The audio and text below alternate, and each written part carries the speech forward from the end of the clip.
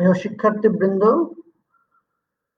Facebook live ক্লাসে তোমাদেরকে সুস্বাগতম। তোমরা নিশ্চয়ই ভালো আছো, সুস্থ আছো, নিরাপদে আছো এবং আমার কথাগুলো তোমরা নিশ্চয়ই শুনতে পাচ্ছ।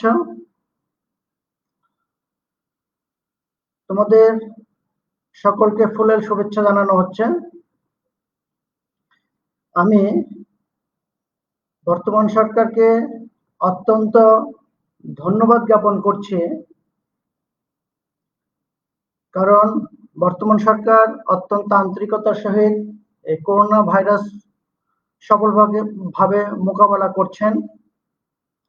তারই ধারাবাহিকতায় তোমাদের শিক্ষা প্রতিষ্ঠান যে বন্ধ আছে এবং এই বন্ধকালীন সময়ে তোমরা যাতে ঘরে বসে শিক্ষার কার্যক্রম চালিয়ে যেতে পারো, তারই ধারাবাহিকতায় বর্তমান সরকার প্রধান অত্যন্ত আন্তরিকতার সহিত কাজ করে যাচ্ছেন। তাই আমি বর্তমান সরকারকে অত্যন্ত ধন্যবাদ জ্ঞাপন করছি। তারই ধারাবাহিকতায় কারিগরি শিক্ষা অধিদপ্তরের মহাপরিচালক সহ সকল কর্মকর্তাবৃন্দ এবং A2I এর সকল কর্মকর্তাবৃন্দ, তাদেরকেও আমি ধন্যবাদ জ্ঞাপন করছি। সেই সাথে আমার প্রাণপ্রিয় শিক্ষার্থীবৃন্দ, তোমাদেরকেও ধন্যবাদ জ্ঞাপন করছি, কারণ তোমরা এই নির্ধারিত সময়ে আমার সাথে ক্লাস করার জন্য বা করবে সামনে, এই আশা ব্যক্ত করছি। তাহলে তোমরা নিশ্চয়ই আমার কথাগুলো শুনতে পাচ্ছ। তাহলে আর দেরি না করে আমি প্রতি মঙ্গলবার বরাবরের মতো যে সাবজেক্টটি তোমাদের সামনে নিয়ে এসে হাজির হই, সেটা হলো electrical circuits and machine, subject code 66743, 2016 প্রবিধান, চতুর্থ পর্ব, সকল বিভাগ। উপস্থাপনা হিসেবে রয়েছে আমি Saroj Kumar Haldar, junior instructor, electrical, Sylhet polytechnic institute.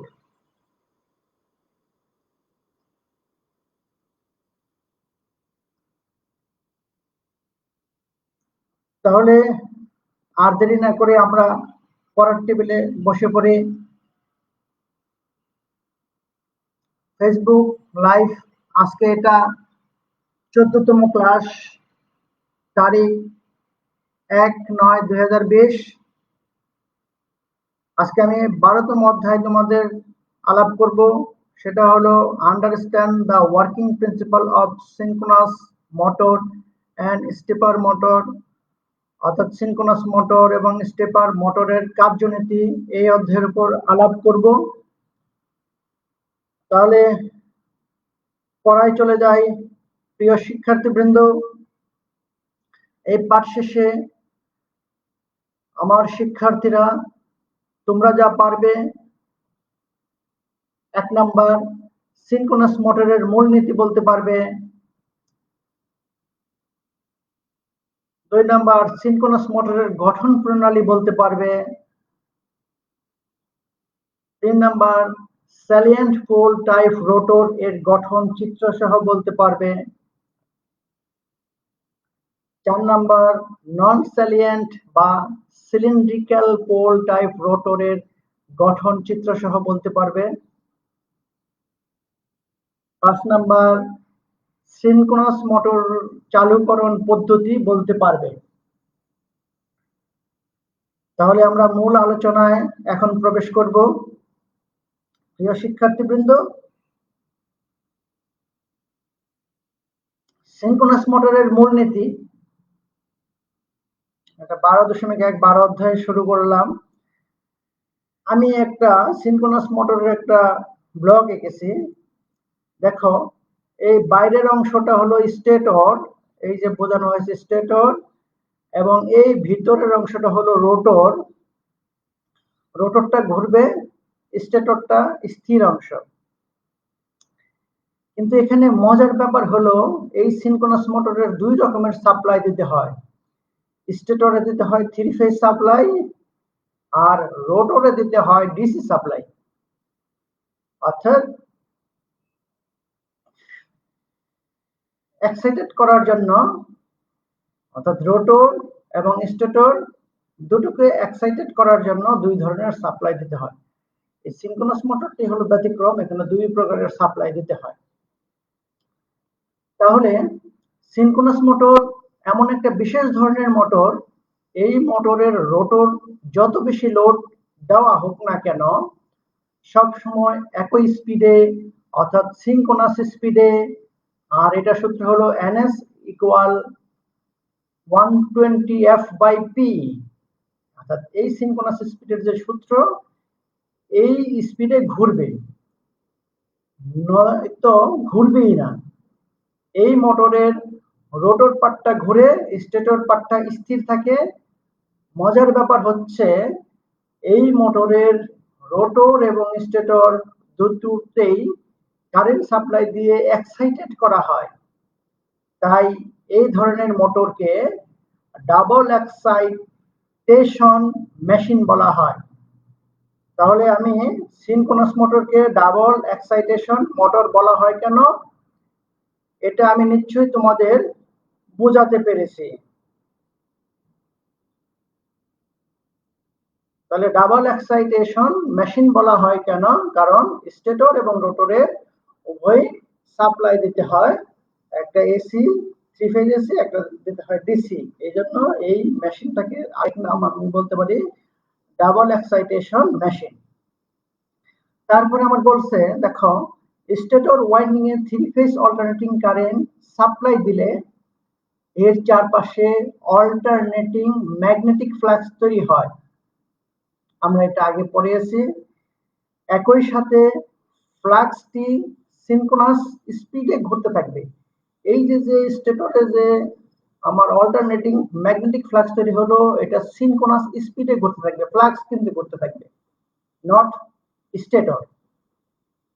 অর্থাৎ এই অল্টারনেটিং ফ্লাক্সটাই হলো রিভলভিং ম্যাগনেটিক ফ্লাক্স, অর্থাৎ ঘুরন্ত ফ্লাক্স।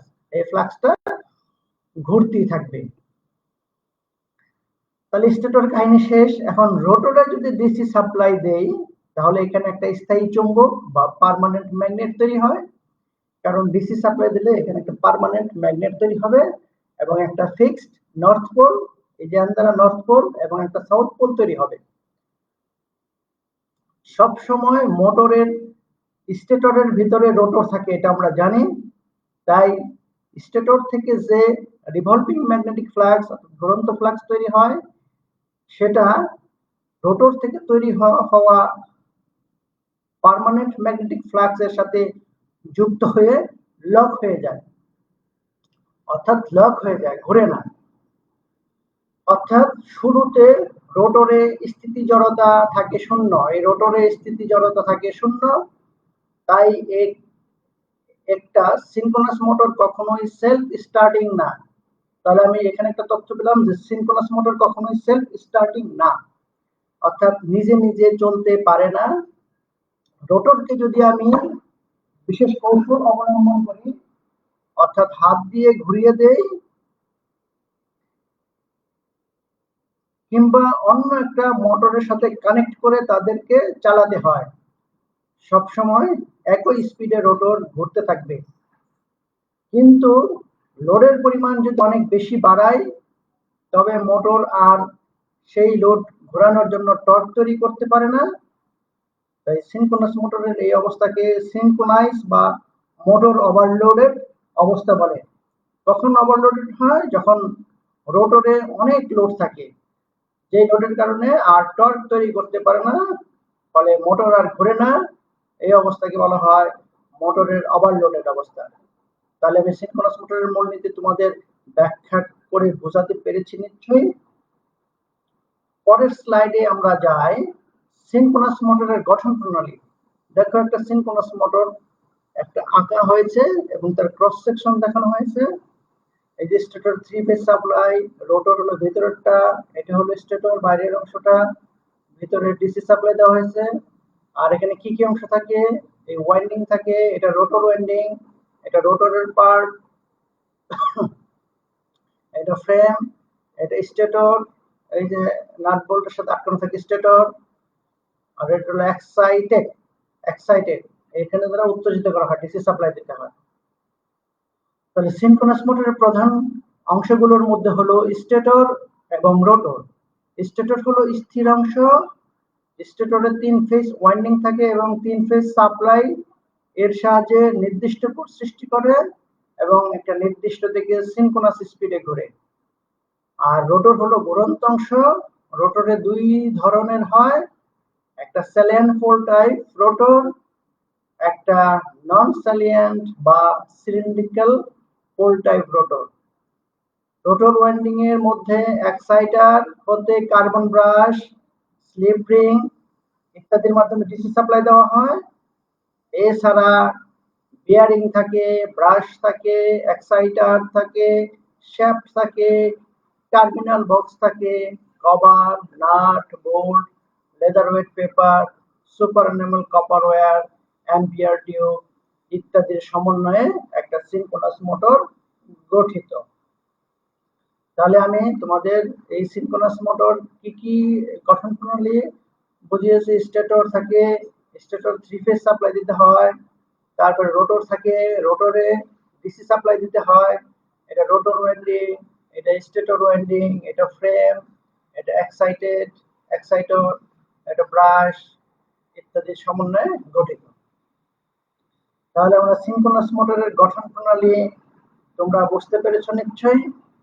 তাহলে এটা রোটর হলো ঘুরন্ত অংশ। রোটর 2 ধরনের হয়, একটা স্যালিয়েন্ট পোল টাইপ রোটর, একটা non salient pole type rotor. তাহলে আমরা রোটর 2 রকমের এটা আমরা পেয়ে গেলাম। তাহলে আমরা পরের স্লাইডে চলে যাই।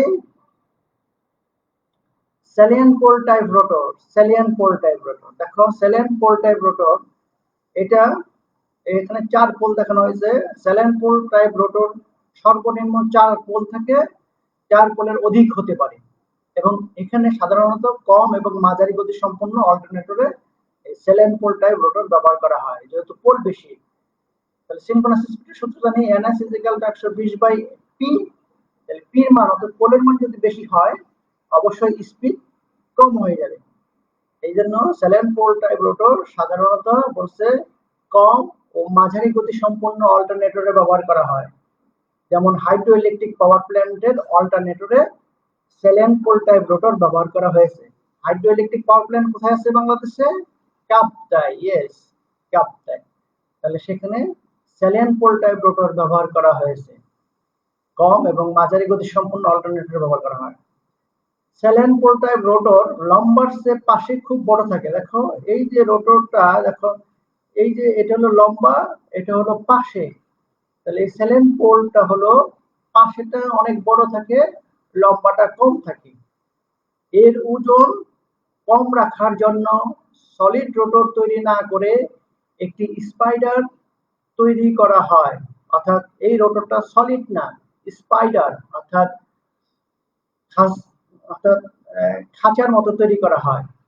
একটি স্পাইডার তৈরি করা হয়, সলিড রোটরটা সলিড তৈরি না করে একটি স্পাইডার তৈরি করা হয় এবং এই স্পাইডারের বাইরের দিকে প্রয়োজনীয় সংখ্যক বৈদ্যুতিক চুম্বক, নাট বোল্ট ইত্যাদির সাহায্যে বসানো হয়।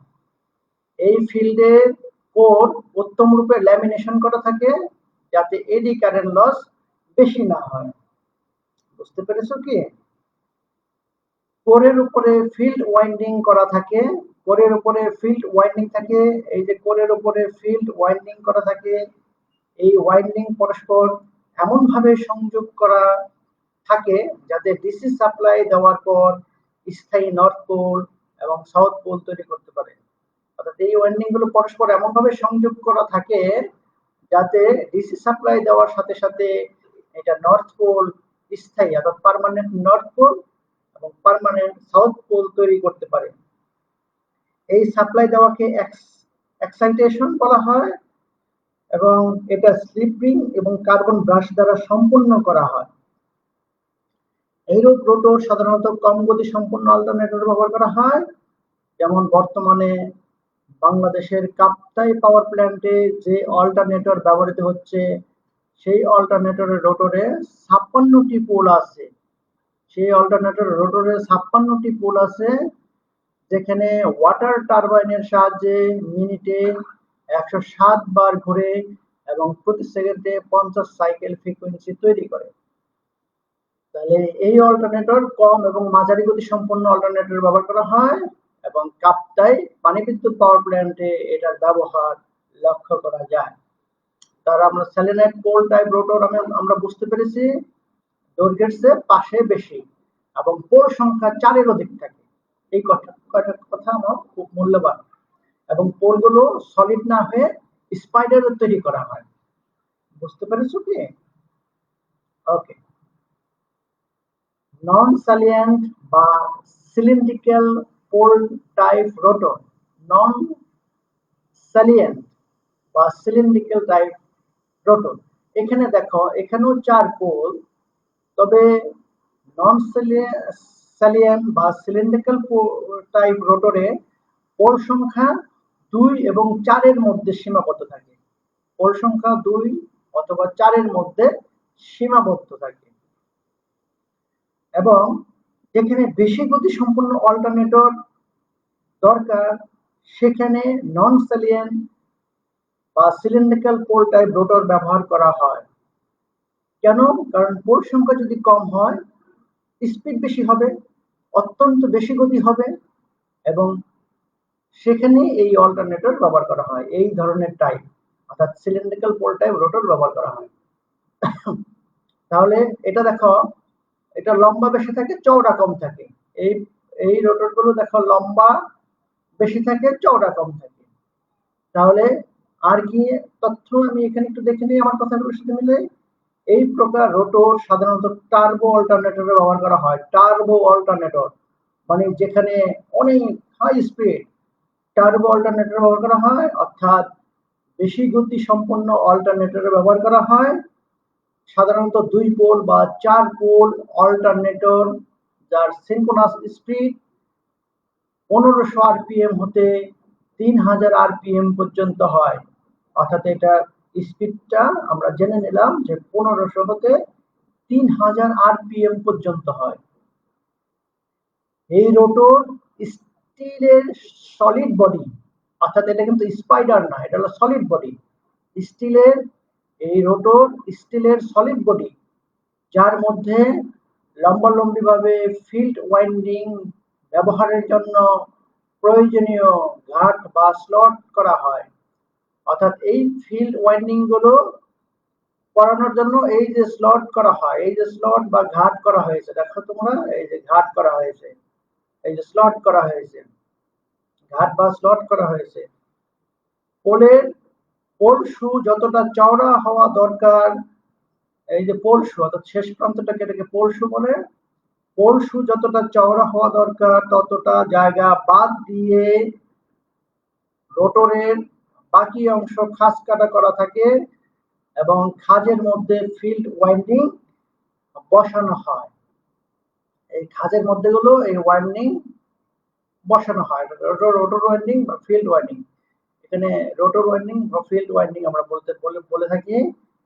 বাহির হতে কার্বন ব্রাশ এবং স্লিপ রিং এর মাধ্যমে ডিসি সাপ্লাই দিয়ে রোটর কয়েলকে এক্সাইটেড করা হয়। তাহলে বাইরে হতে ডিসি সাপ্লাই দিতে হয় রোটরে এবং এই রোটর কয়েলকে এক্সাইটেড করা হয়। এই রোটর ব্যাসের তুলনায় লম্বায় অনেক বড় থাকে। কেবলমাত্র একটি সলিড বডিকে ধরে রাখার জন্য 2 দিক হতে 2টি শ্যাফটের সাহায্যে রোটর বডির সাথে নাট বোল্টের মাধ্যমে মজবুতভাবে সংযোগ করা হয়। এই প্রকার রোটর সাধারণত গ্যাস এবং স্টিম টারবাইনের সাহায্যে ঘোরানো হয় এবং এই রোটরে বাতাসের বাধার জন্য লস কম হয় এবং বিরক্তিকর শব্দ কম হয়। তাহলে তোমাদের আমি কি পড়ালাম? স্যালিয়েন্ট পোল টাইপ রোটর, নন স্যালিয়েন্ট টাইপ রোটর। নন স্যালিয়েন্ট টাইপ রোটরটা আমার বর্তমানে বেশি ব্যবহৃত হচ্ছে, কারণ এটা কোথায়? গ্যাস এবং স্টিম টারবাইনে পাওয়ার প্ল্যান্টে ব্যবহার করা হচ্ছে। স্টিম টারবাইনে অল্টারনেটরকে ঘোরানোর জন্য এই নন স্যালিয়েন্ট টাইপ বা সিলিন্ড্রিক্যাল পোল টাইপ রোটর ব্যবহার করা হচ্ছে, যেখানে গতি বেশি। তাহলে আমরা মূল কথা কি আসলাম, এই প্রকার রোটর টার্বো অল্টারনেটর ব্যবহার করা হয়, অর্থাৎ বেশি গতি সম্পন্ন, 2 পোল বা 4 পোলের মধ্যে সীমাবদ্ধ থাকে। এর আরপিএম 1500 থেকে 3000 হয়। এই রোটরটা স্টিলের সলিড বডি এবং লম্বালম্বি ভাবে ফিল্ড ওয়াইন্ডিং করানোর জন্য এই যে প্রয়োজনীয় ঘাট বা স্লট করা হয় এবং এর মধ্যে ওয়াইন্ডিং করা থাকে, এবং বাইর হতে ব্রাশ এবং স্লিপ রিং এর মাধ্যমে ডিসি সাপ্লাই দিয়ে রোটরকে উত্তেজিত করা হয়, এবং এই ওয়াইন্ডিং গুলো ধরে রাখার জন্য দুই দিক থেকে চাপ দিয়ে দুটি শ্যাফটের সাহায্যে নাট বোল্টের সাহায্যে মজবুতভাবে সংযোগ স্থাপন করা হয়, এবং গ্যাস এবং স্টিম পাওয়ার প্ল্যান্টে ব্যবহার করা হয়, এবং এই রোটরের বাতাসের বাধার জন্য লস কম হয় এবং বিরক্তিকর শব্দ কম হয়। তাহলে আমরা পরের স্লাইডে যাই। সিনক্রোনাস মোটরের চালুকরণ পদ্ধতি দেখো, এই বাইরের অংশটা হলো স্টেটর এবং এই ভিতরেরটা হলো রোটর। স্টেটরের এটা হলো নর্থ পোল, এনএস এস দ্বারা স্টেটর বলেছি, এটা সাউথ পোল, আর রোটরের এটা হলো নর্থ পোল, এটা হলো সাউথ পোল, আর এটা বলেছিল বল অর্থাৎ টর্ক। তাহলে আমি চিত্রানুযায়ী আমি তোমাদের বোঝাচ্ছি। স্টেটর ওয়াইন্ডিং দ্বারা সৃষ্ট পোলকে এনএস এবং এসএস দ্বারা বোঝানো হয়েছে। তাহলে স্টেটর ওয়াইন্ডিং অর্থাৎ বাইরের ওয়াইন্ডিং এর ঘুরন্ত পোলকে এনএস এবং এসএস দ্বারা বোঝানো হয়েছে, এবং রোটরে ডিসি দ্বারা সৃষ্ট পোলকে এনআর এবং এসআর দ্বারা বোঝানো হয়েছে। তাহলে আমরা বুঝতে পেরেছি এতটুকু। 1 নং চিত্র অনুযায়ী 1 নং চিত্রের দিকে তাকাই। স্টেটর পোল দ্বারা রোটর পোল বিকর্ষিত হয়ে ঘড়ির কাঁটার উল্টো দিকে বিতাড়িত হচ্ছে, অর্থাৎ 1 নং চিত্রতে স্টেটর এবং রোটর পোল এবং রোটর পোল বিকর্ষিত হচ্ছে, যেহেতু একই উত্তর মেরু অর্থাৎ একই মেরু পরস্পরকে বিকর্ষণ করে, তাহলে বিকর্ষিত হয়ে ঘড়ির কাঁটার বিপরীত দিকে রোটরটা ঘোরার উপক্রম হবে, মানে বিতাড়িত হচ্ছে। ফলে এর মধ্যে একটি ঘূর্ণক সৃষ্টি হবে। যেহেতু রোটরে স্থিতি জড়তা আছে, সেহেতু এটা চালু অবস্থায় আসতে একটু সময় নেয়। রোটর যেহেতু স্থিতি জড়তা আছে, তাই এটা চালু অবস্থা একটু বাম দিকে আসতে একটু সময় নেয়, সেটি বোঝানো হয়েছে। ইতিমধ্যে স্টেটর পোল পরিবর্তনশীল এসি সাপ্লাইয়ের বদলতে পরিবর্তিত হয়ে এই এনএস আসিল, অর্থাৎ স্টেটর নর্থ পোল আসলে এটা সাউথ পোল চলে আসতেছে, আর এটা এসএস আসলে আগে সাউথ পোল, এটা নর্থ পোল চলে হয়ে গেল মুহূর্তের মধ্যে। কারণ ও যখন ঘোরার উপক্রম করবে ওই মুহূর্তে, যেহেতু এটা ঘুরন্ত, স্টেটরের পার্টটা ঘুরন্ত পোল, তাহলে ও কি করতেছে, এটা চেঞ্জ হয়ে যাচ্ছে, এনএস ছিল হয়ে গেল এসএস। তাহলে সেটাই বলছে, যেহেতু ইতিমধ্যে স্টেটর পোল পরিবর্তনশীল এসি সাপ্লাইয়ের বদলতে পরিবর্তিত হয়ে এনএস পোল এসএস পোলে এবং এসএস পোল এনএস পোলে রূপান্তরিত হয় 2 নং চিত্রে। ফলে রোটর পোল আবার স্টেটর পোল দ্বারা আকর্ষণ হয়। তাহলে এখানে দেখা যাচ্ছে বিপরীত মেরু তাহলে আকর্ষণ হচ্ছে। দেখো ক্লিয়ার কিনা? ও তো ফিক্সড, ও ফিক্সড থাকবে, কিন্তু ওই আকর্ষণ হচ্ছে। তাহলে আকর্ষণ হচ্ছে এবং নিকটে আসায় চুম্বকীয় টান অনুভব হবে। তাহলে এখানে একটা টান হবে। এই যুগপৎ আকর্ষণ ও বিকর্ষণ রোটরের উপর বলতে গেলে প্রায় একই সময়ে ঘটে বিধায় রোটর কোনো দিকেই ঘুরতে পারে না।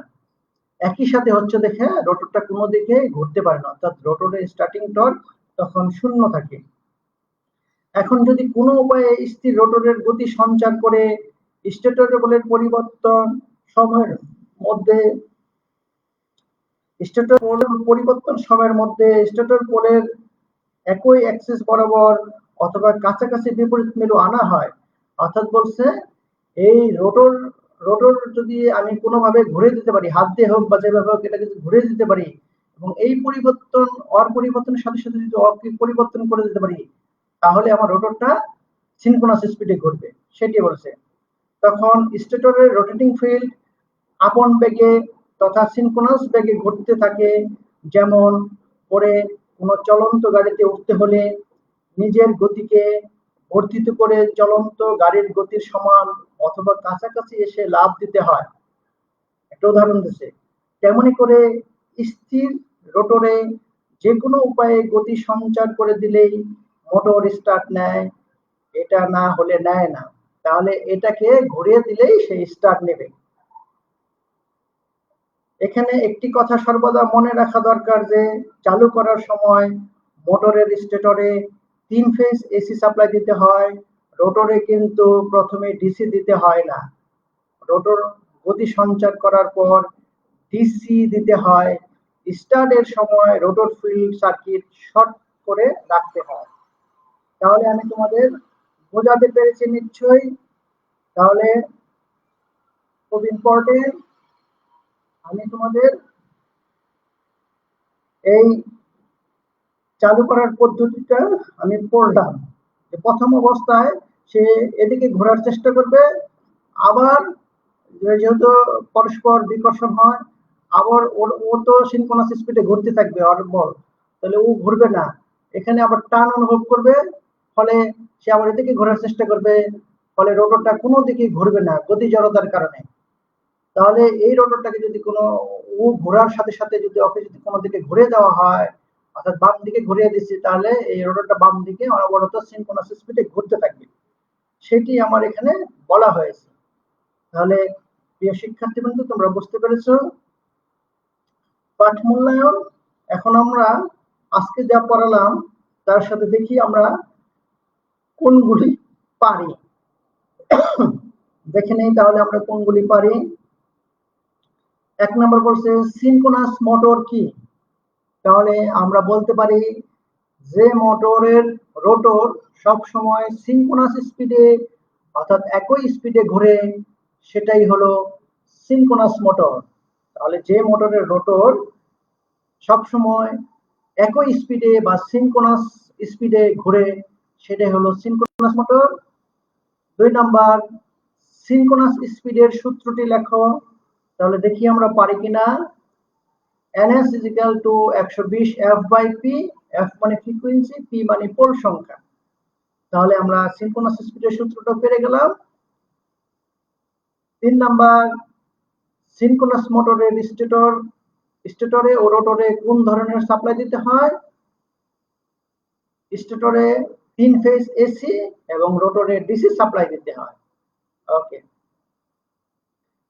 সিনক্রোনাস মোটরের রোটরে কেন স্থায়ী চুম্বক বা পোল তৈরি হয়? যেহেতু রোটরে ডিসি সাপ্লাই দেওয়া হয়, তাই রোটরে স্থায়ী চুম্বক তৈরি হয়। ওকে।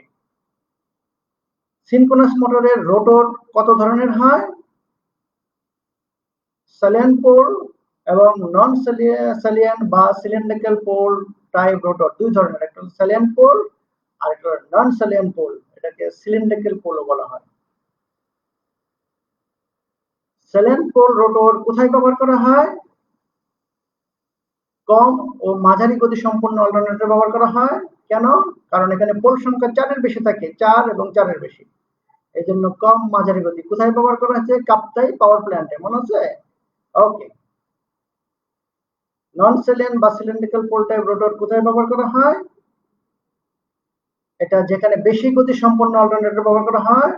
বর্তমানে যত গ্যাস তার পাওয়ার প্ল্যান্ট আছে, গ্যাস, সেখানে এই নন স্যালিয়েন্ট টাইপ বা সিলিন্ড্রিক্যাল পোল টাইপ রোটর ব্যবহার করা হয়, কারণ এখানে বেশি গতি সম্পন্ন অল্টারনেটর দরকার হয়।